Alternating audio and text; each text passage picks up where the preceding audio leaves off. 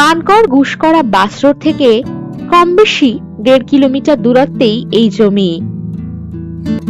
এই জমির পরিমাণ কম বেশি 200 শতক। এখানে রাস্তা পাবেন 16 ফুট। সস্তা দামে বসবাসের বা বাগানবাড়ি করার জন্য দারুণ উপযুক্ত হবে এই জমিটি। দারুণ লোকেশনে এই জমি। এই জমি থেকে মানকড় রেলওয়ে স্টেশন পাচ্ছেন কম বেশি 6 কিলোমিটার দূরত্বে।